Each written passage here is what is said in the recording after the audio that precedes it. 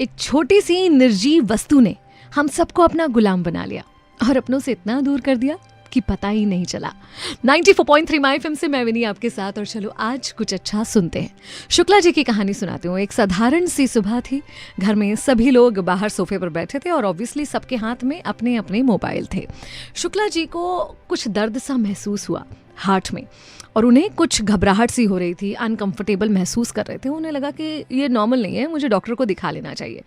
Hall में आए और अपनी पत्नी से कहा कि मुझे थोड़ा ठीक नहीं लग रहा, मैं डॉक्टर के पास होके आता हूँ। पत्नी ने मोबाइल से आंखें भी नहीं हटाई और उनसे कहा ठीक है, और कुछ ज़रूरत हो तो मुझे कॉल कर देना। और शुक्ला जी चल दिए। नीचे पहुंचे तो एक्टिवा पर किक मार रहे थे जो कि स्टार्ट नहीं हो रही थी।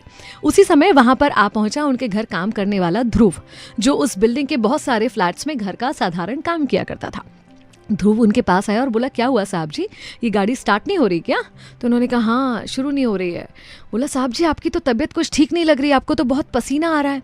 ऐसी हालत में आप ये मत कीजिए, लाइए मैं किक मार देता हूँ। कहाँ जा रहे हैं आप? उन्होंने बताया मैं डॉक्टर के पास जा रहा हूँ। ध्रुव ने पूछा अकेले जा रहे हैं? तो उन्होंने हाँ में सर हिलाया। बोले आप कहें तो मैं आपको साथ ले चलूँ? इन्होंने पूछा गाड़ी चला लोगे? बोला हाँ मेरे पास लाइसेंस है, मैं चला लूंगा। ध्रुव उन्हें अपने पीछे बिठाकर अस्पताल ले गया।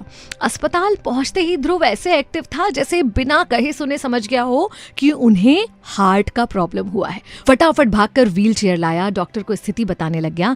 डॉक्टर ने उनके सारे झटपट टेस्ट करे स्थिति को भांपते हुए, और ये भी कहा कि अच्छा किया जो आप जल्दी आ गए, और ऐसे समय पर व्हील चेयर का उपयोग करके तो आपने बहुत ही अच्छा किया। उसके बाद उनसे कहा कि देखिए आपके हार्ट में ब्लॉकेजेस हैं, सही समय पर आ गए हैं, ऑपरेशन करके ब्लॉकेजेस हटा देते, बस आपके किसी संबंधी व्यक्ति के हस्ताक्षर चाहिए। तो शुक्ला जी ने फिर ध्रुव को बुलाया। ध्रुव ने हाथ जोड़कर कहा कि मुझ पर इतनी बड़ी जिम्मेदारी तो मत डालिए। तो उसने कहा बेटा तुम्हारी कोई जिम्मेदारी नहीं है, लेकिन इस वक्त तुमसे ज़्यादा अपना भी तो कोई नहीं है मेरा, तुम इसमें दस्तखत कर दो और घर में फ़ोन करके खबर कर दो। ध्रुव घर में फ़ोन करने ही वाला था, इतने में शुक्ला जी के ही घर से ध्रुव के पास फ़ोन आ गया, और फ़ोन पर कुछ देर तो ध्रुव सुनता रहा, और उसके बाद उसने कहा देखिए मैडम जी आपको पगार काटनी हो तो काट लेना, काम से निकालना हो तो निकाल देना, लेकिन फिलहाल ऑपरेशन शुरू होने वाला है, अस्पताल आ जाइए। ये सुनकर वो स्तब्ध रह गई, उन्हें पूरी स्थिति बताई गई। शुक्ला जी ने उनसे पूछा कि क्या वो तुम्हें पगार काटने की बात करनी थी, नौकरी से निकालने की बात करनी थी? ध्रुव मुस्कुरा दिया।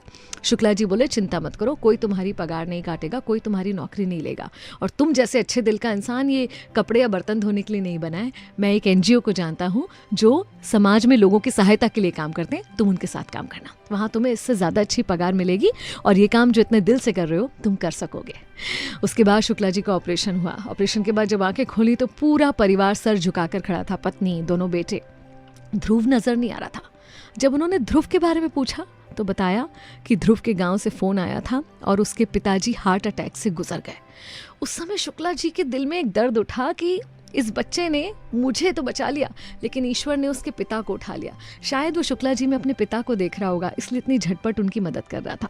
देखिए ना, वो ध्रुव पढ़ा लिखा नहीं था और शुक्ला जी के बेटे बहुत पढ़े लिखे थे, लेकिन अंतर कितना था? आत्मीयता का अंतर था।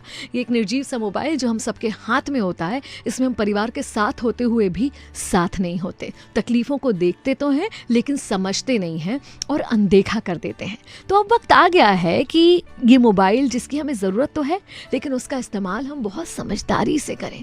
जितना ज़रूरत है उतना करें और मर्यादित इस्तेमाल करें, और परिवार में इसकी वजह से रिश्तों को बिखरने ना दें। मैं हूँ विनी आपके साथ। चलो आज कुछ अच्छा सुनते हैं।